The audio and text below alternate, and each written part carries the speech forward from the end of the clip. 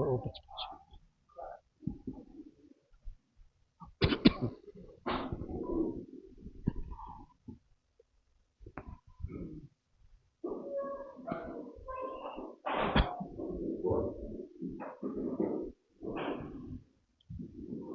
علیکم ورحمۃ اللہ وبرکاتہ۔ الحمد للہ رب العالمین الہ الاولین والآخرین والصلاة والسلام علی سید الانبیاء والمرسلین وخاتم النبیین ورحمة للعالمين وعلى كل من دعا بدعوته واستنى بسنته واهتدى بهديه إلى يوم الدين. أما بعد فأعوذ بالله من الشيطان الرجيم. بسم الله الرحمن الرحيم. ولله ملك السماوات والأرض. وقال تعالى لله المشرق والمغرب. وقال النبي صلى الله عليه وسلم إن الدنيا حلوة وخضرة وأن الله تعالى مستخلفكم فيها فناظر كيف تعملون فاتقوا الدنيا واتقوا النساء. اللهم أيدنا بتأييدك اللهم أيدنا بتأييدك اللهم أيدنا بتأييدك يا رب العالمين. محترم معزز حضرات علماء کرام، بزرگان دین، ذمہ داران عظام، عزیز نوجوانوں، عزیز دوستوں،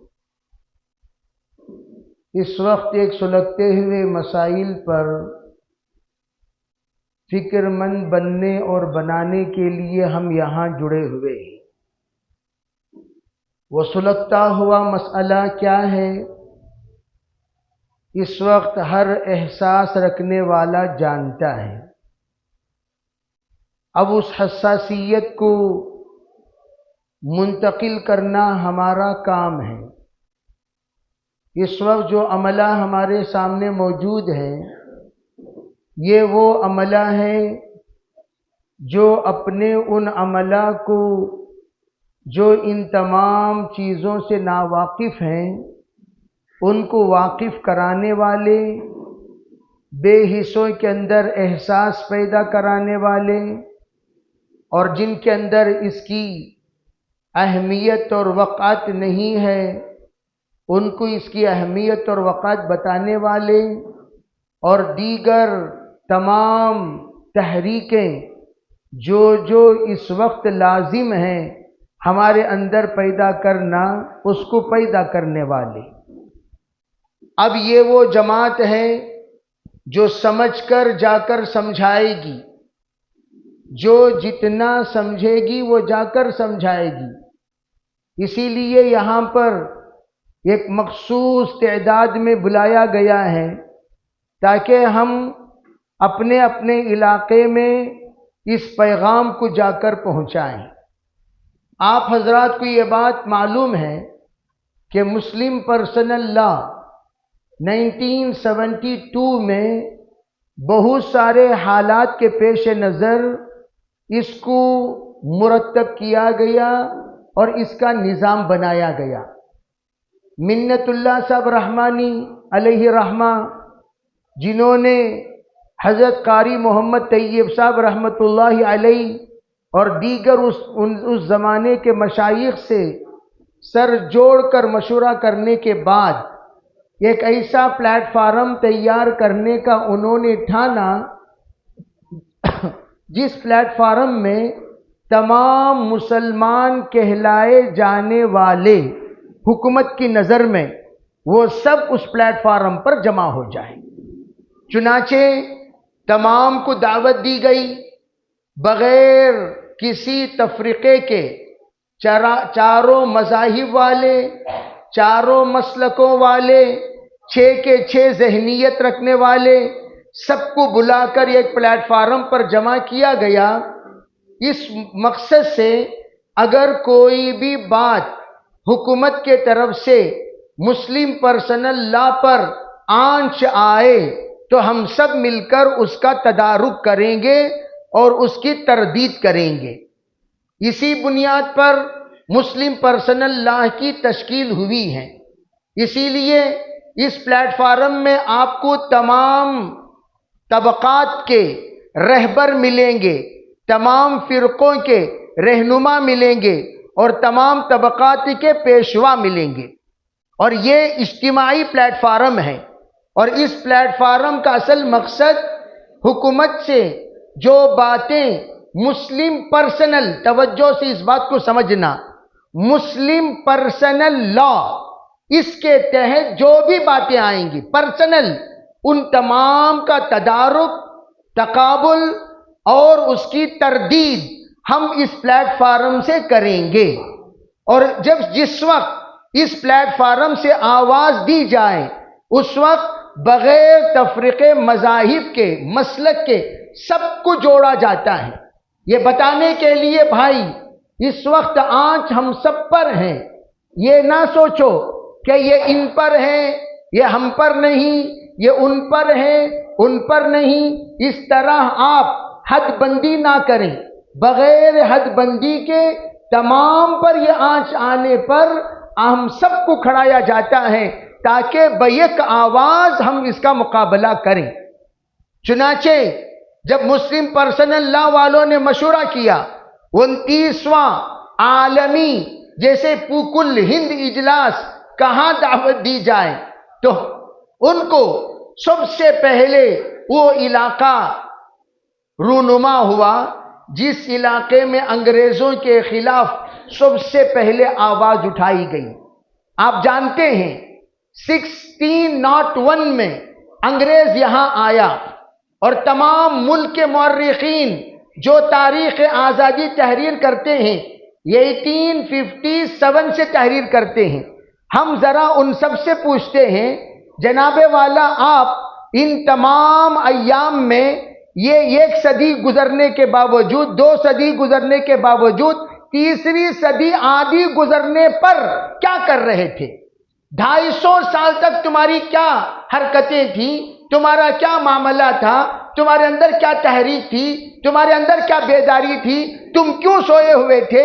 اگر آپ سوال کریں گے اس کا کوئی جواب نہیں۔ لیکن آپ کو یہ بات معلوم ہونی چاہیے کہ جس وقت انگریز آئے اسی وقت 1637 ہی سے مسلمان بیدار ہو چکے تھے، الحمدللہ۔ کیوں؟ ایاک نعبد و ایاک نستعین پڑھنے والے کبھی اپنا سر غیر اللہ کے سامنے جھکانے کی اجازت نہیں دیتے، کبھی اپنا ہاتھ غیر اللہ کے سامنے اٹھنے کی کبھی وہ قبول نہیں کرتے۔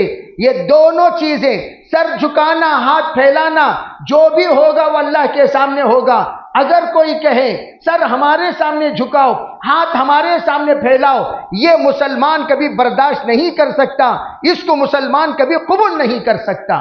اسی لیے ہمارے اندر جو تاریخ آزادی شروع ہوتی ہے وہ 1637 سے شروع ہوتی ہے۔ آپ اگر تاریخ کا گہرائی کے ساتھ مطالعہ کرو گے آپ کو پتا چلے گا، اس لیے کہ مسلمان وہ ایک خدا کا ماننے والا ہے، جہاں چکنا وہاں جھکنا یہ ہمارا مذہب نہیں ہے، جتنے کنکر اتنے شنکر یہ ہمارا مذہب نہیں ہے۔ ہمارا مذہب لا الہ سے شروع ہوتا ہے۔ کیا مطلب؟ سب سے پہلے ہم تمام کا انکار پہلے کرتے ہیں، پھر ہم اس بات کرتے ہیں، پہلے ہم باطل کا انکار کرتے ہیں، بعد میں حق کا اقرار کرتے ہیں۔ پتہ چلا کہ جب تک باطل کا تم انکار نہیں کرو گے حق پر تمہیں استقامت نہیں ملے گی۔ استقامت اگر تم چاہتے ہو حق پر تو سب سے پہلے تمہیں باطل کا انکار کرنا ہوگا۔ اسی لیے دنیا میں جب باطل سر اٹھایا ہے سب سے پہلے مسلمانوں نے اس کے خلاف آواز اٹھائی ہے۔ میں اور آگے بڑھتے ہوئے آپ کو یہ کہتا چلوں، اس وقت جو منتخب کیا گیا وہ کس علاقے کو کہ یہ احساس کے اعتبار سے، بیداری کے اعتبار سے سب سے زیادہ حساس علاقہ کہ پورے ہندوستان والے اس بات کو جانتے ہیں، بنگلور کا جذبہ، کرناٹک کا جذبہ، حضرت شیر ٹیپو سلطان شہید رحمت اللہ علیہ سے جو رشتہ ہماری مٹی کا ہے، جو رشتہ ہمارے ذات کا ہے، جو رشتہ ہمارے علاقے کا ہے، اس رشتے کے بدولت بزرگوں نے اس کا انتخاب کیا ہے، یہ سوچ کر کہ یہاں کے لوگوں کی آواز اس زمانے کے انگریز تک ضرور پہنچے گی۔ اس زمانے میں انگریز کی زبان رکھنے والے، انگریز کی نظر رکھنے والے، انگریز کی ذہن رکھنے والے، انگریز کا سوچ رکھنے والے، انگریز کا جذبہ رکھنے والے، انگریز کو اپنا پیشوا مان کر، مشیر مان کر چلنے والے، جن کے پلان کے اعتبار سے اگر دیکھا جائے 75 پلان ابھی بھی باقی ہیں جو دھیرے دھیرے چھوڑنے کا ان کا ارادہ ہے۔ لیکن یہ تمام کیوں ہے؟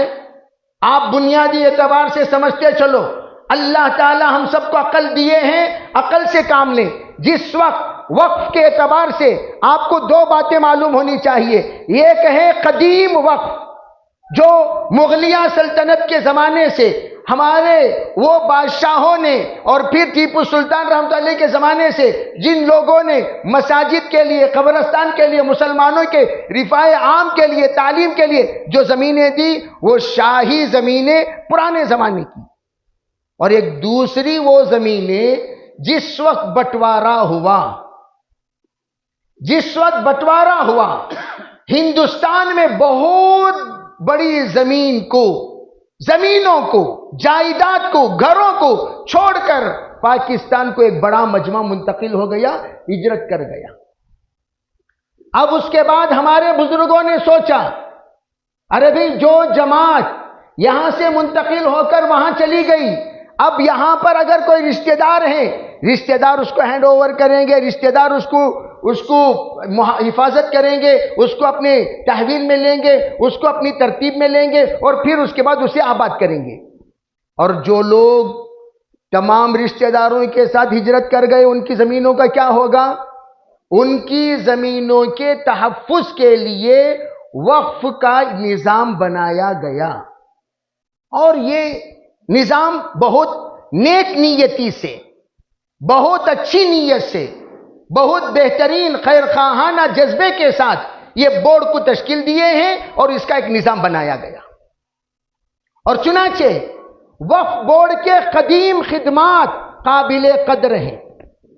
قدیم خدمات، میں قدیم کہہ رہا ہوں، جدید نہیں، قدیم خدمات قابل قدر ہیں، قدیم خدمات قابل قبول ہیں، قدیم خدمات قابل اعتراف ہیں، قدیم خدمات وہ قابل ستائش ہیں، اور واقعتاً وہ خدمات امانت داری کے ساتھ انہوں نے انجام دیے ہیں۔ اس کے بعد تال میل ہونے کے بعد ہندوستان کے اعتبار سے وقف بورڈ کے، دیکھو میں ہمیشہ ایک مثال آسانی سے، جب کوئی عہدے پر آتا ہے، عہدے پر آنے کے بعد جتنا پیسہ خرچ کرتا ہے اتنے پیسوں سے 100 گنا نہیں، 500 گنا نہیں، 1000 گنا ریٹرن واپس لینا چاہتا ہے، جتنا پیسہ خرچ کرو۔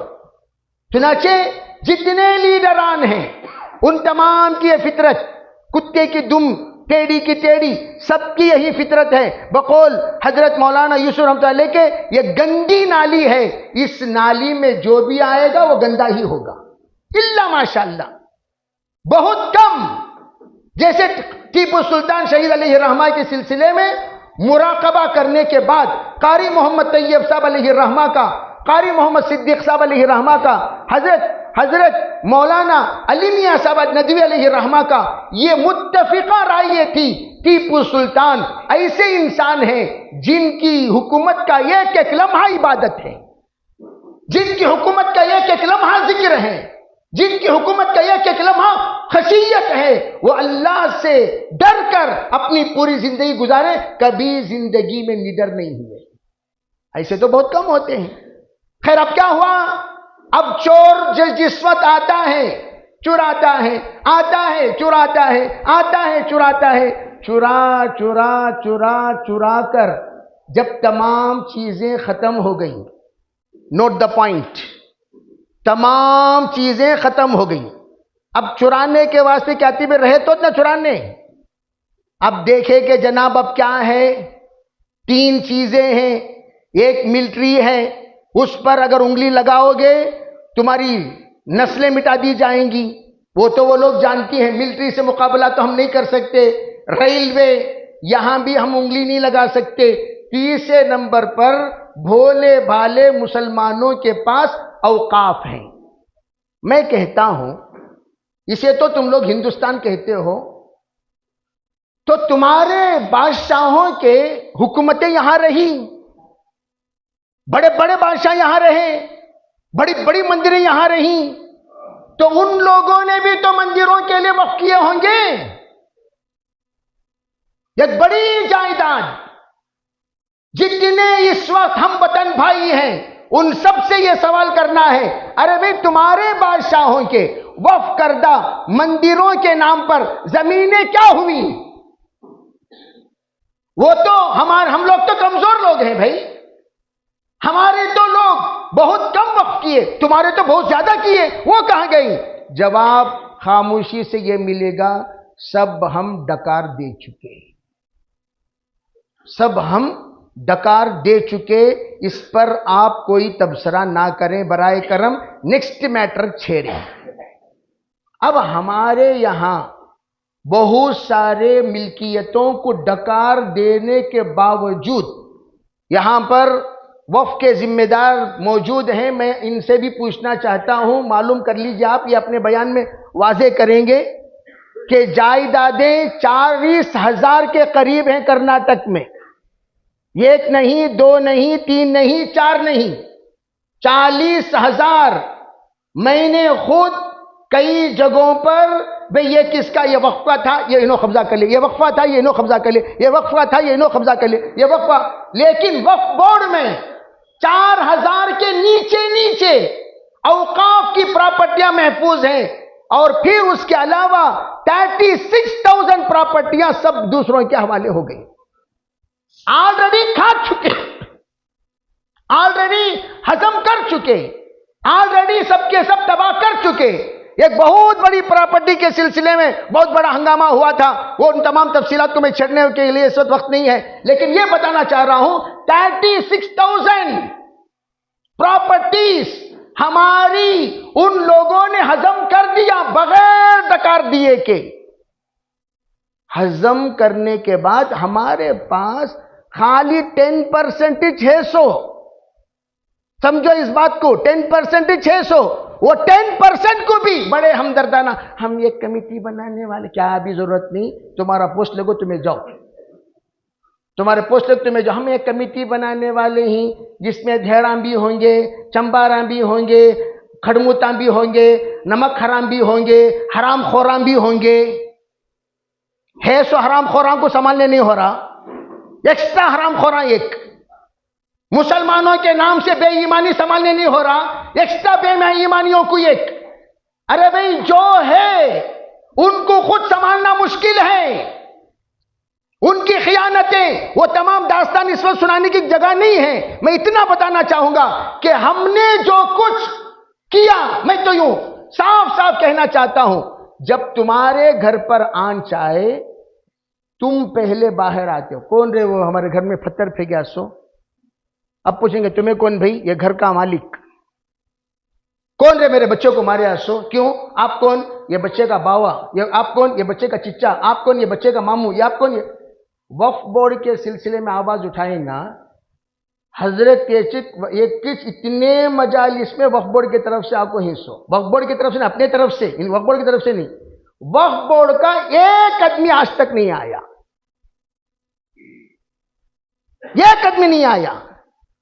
جب بات آئی وقف کی، ہونا کیا چاہیے تھا، جتنے امانت داران، وہ سب سے پہلے مسلم پرسنل لا نہیں ہونی چاہیے، اس مجمع کو جوڑنے کے لیے ہونا چاہیے، یہ اجلاس وقف بورڈ کی طرف سے ہو رہا ہے، کیوں؟ ان وقف بورڈ والوں کی طرف سے جو امانت دار ہیں، جو دیانت دار ہیں، جو خوف رکھنے والے، خشیت رکھنے والے ہونا یہ چاہیے۔ یہ اجلاس وقف بورڈ کی طرف سے، وقف بورڈ کے سابقین کی طرف سے، فارغین کی طرف سے، تمام جتنے بزرگان دین ہیں ان کی طرف سے ہونا چاہیے۔ لیکن میرے عزیز بھائیوں، بہت کم ایک بزرگ تھے، وہ بیچارے، میں عرض کرنا چاہتا ہوں، کہتے تھے زمین پر بیٹھ کر جس وقت قلم ڈبا کر لکھتے تھے، اس زمانے سے میں وقف بورڈ میں کام کیا ہوں۔ میں یقیناً مانتا ہوں تہجد گزار لوگ، نیک لوگ، پاک لوگ، ان کی دعاؤں کی بدولت اللہ نے اسے آنکھ سے بچا کر رکھا تھا۔ لیکن آج ان کی اتنی گندی نظر پڑ گئی وقف بورڈ کی زمینوں پر، مساجد پر، جائیداد پر، اگر خدا نہ خواستہ ہم لوگ آواز اٹھائے بغیر، توجہ چاہتا ہوں، آواز اس لیے کہ ہندوستان میں سر گنا جاتا ہے۔ کیا گنا جاتا ہے بولو بھائی؟ سر۔ وہ سر پاگل کا رہا تو بھی سر قابل قبول ہے۔ 100 پاگل آ کر ووٹ ڈالے، 10 عقل مند آ کر ووٹ ڈالے۔ الیکشن میں کھڑا ہوا ہے ایک انسان الیکشن میں کھڑا ہوا، 100 پاگل آ کر ووٹ ڈالے، 10 عقل مند ووٹ ڈالے، نہیں بھائی تو 10 عقل مندوں کی بات یہاں کوئی نہیں لے گا، 100 پاگلوں کی بات لے گا۔ یہاں تو میجارٹی اور مائنارٹی پر فیصلہ ہوتا ہے، یہاں عقل پر فیصلہ نہیں ہوتا، یہاں فیصلہ سر گنایا جاتا ہے، سر گنا جاتا ہے۔ کتنے سر جمع ہوئے، کتنے سر آئے، کتنے سر گئے، کتنے سر نے احتجاج کیا، سر گنا جاتا ہے۔ اس لیے ان کی عقل کے مطابق یہاں پر سروں کو جوڑنے کا یہ ایک مجمع ہے۔ 24 تاریخ کو ٹوپیوں والا سر جوڑو، ٹوپیوں والا سر کیوں کہہ رہا ہوں؟ بغیر ٹوپی کا ہے تو کیا سمجھیں گے؟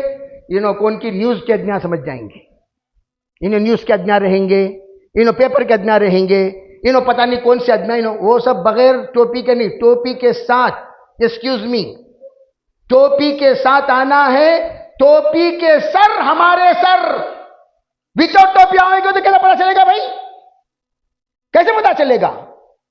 حضرت مولانا سجاد صاحب نعمانی رحمت اللہ علیہ نے دامت برکاتہم نے ایک مرتبہ یہ بات کہی تھی، کیا؟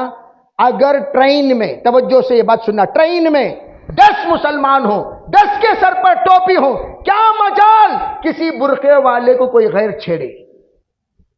لیکن ہمیں لوگ ٹوپی اگر پہن لیتے، ایک روب، بھئی اتنے مسلمان، ہم لوگ اگر نکالتے کیسے پتا چلے گا؟ اس لیے میں کہتا ہوں وٹ۔ اور دوسری بات کہ جس 20 تاریخ کو وتھ برقع، وتاؤٹ برقع نہیں، جیسے 24 کو وتھ ٹوپی، 20 کو وتھ برقع، برقعوں کو جمانا ہے۔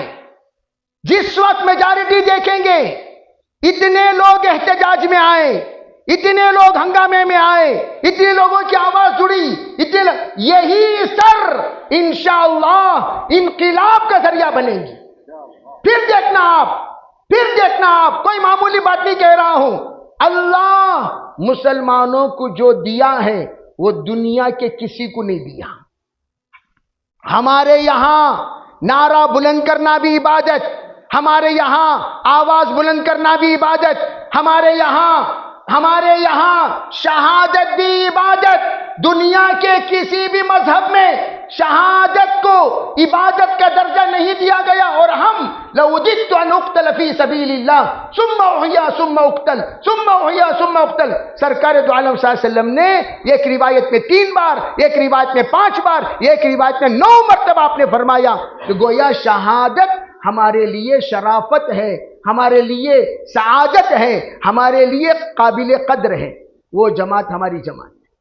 لیکن ہم اس وقت وہ شہادت تو بہت دور کی بات، اس وقت کتے جس وقت بھوکے، یریدون لیطفئوا نور اللہ بافواہہم، افواہ کہا قرآن نے، افواہ کے معنی کیا؟ منہ سے بکواس۔ کتے بھوگے گو تو خالی جھک کو یوں پتھر اٹھانے کے سکا ایکٹنگ کرے تو بس کتوں کا منہ بند ہو جائے گا۔ کتوں کا منہ بند کرنے کے واسطے تمہیں پتھر اٹھا کو مارنے کی ضرورت نہیں، چونکہ یوں کر دو بیرو، آوارے جتنے کتے ہی سب بھاگنا شروع کر دیں گے۔ جتنے اس وقت حرام خوراں بمڑیاں مار رہی، ان سب بمڑیوں پر صرف ہماری آواز، صرف ہمارا جڑنا، صرف ہماری اتحاد، صرف ہماری اتفاق، صرف ہمارا اکٹھا ہو جانا کافی ہے. ان حرام خوروں کو سمجھ میں آ جائے گا ہم کون ہیں. آج اقلیت اقلیت اقلیت اقلیت کہتے کہتے کہتے یہ لوگ کیا سمجھ گئی؟ اقلیت بولے تو ان لوگ اتچ رہیں گے. ہم اقلیت ہیں یا اکثریت ہیں؟ پہلے ہم لوگوں کو ایک بزرگ سے ایک مثال دے کر اپنی بات ختم کرتا ہوں انشاءاللہ. دیگر بزرگوں کو بھی موقع دینا ہے. ایک بزرگ سے آ کر کہا، حضرت فلاں لوگ یہ سوچ کر ہمارے گاؤں میں حملہ کرنے والے ہیں، ہم لوگ یہاں صرف 30 ہی ہیں، ان کو پتہ چل گیا 30 ہی ہیں، کیا کریں؟ بزرگ نے فرمایا کچھ مت کرو. تمہیں کیا کرو، سب جنے ٹوپیاں پہن لیو.